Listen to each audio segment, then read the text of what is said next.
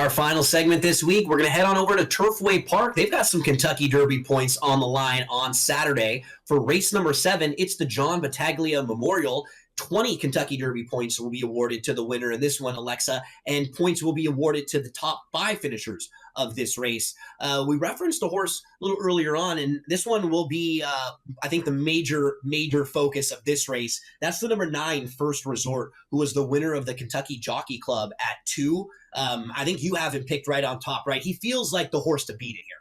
I think so. He's currently has 10 points on the Derby leaderboard. So if he picks up 20 here for winning, he'd have 30 and need one more placing to get his spot in the Kentucky Derby. But he will be trying synthetic for the first time, which if you look at the pace projector there, whenever it is blue, it represents a synthetic surface, which is a surface made of rubber and sand that can withstand the weather and is easier on the horse's joints.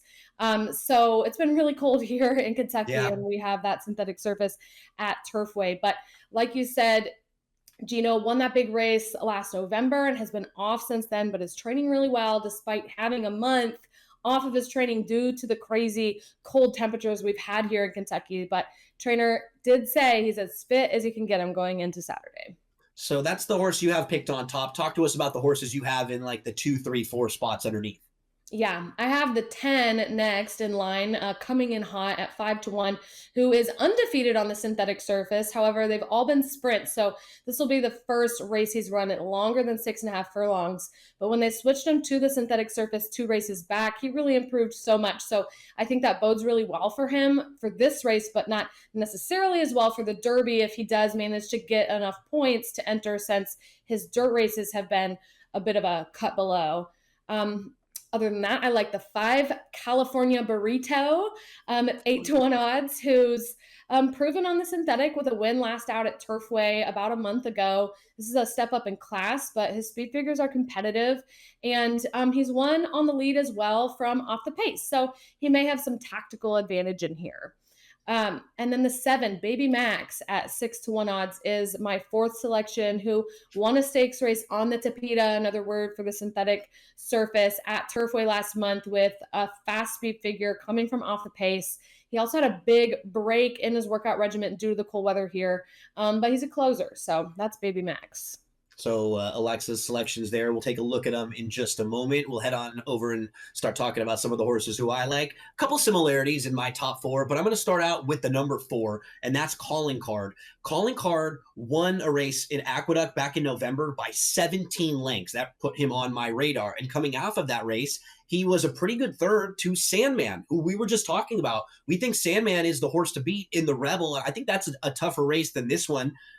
Most recently, the number 4 Calling Card ran on a sloppy track over at the fairgrounds, and he just didn't look like he liked that racetrack. It got wet. Some horses don't like it when it starts to rain. I think you can put a line right through that race. You can be forgiving about it and give him another chance. One thing that's a positive, Alexa, when horses have races like that where they just don't run well for whatever reason, the next time out, they're better prices because people are scared off of them. They're looking back and wondering why they ran so poorly. If you can find a reason why, you can actually get some really nice value on them. So the 4 Calling Card on top for me. The number 9, who we just talked a little bit about, First Resort, that's the horse to beat. He's just outside of the top 20 as far as the points are concerned right now. So if he wins, runs second in here, he'll put himself into that top 20, and then he'll have an opportunity to get more points when he runs one more time before the Kentucky Derby. So the 9 in the second spot for me. Then we go to the outside with the number 12, Maximum Promise, who very similar to Calling Card.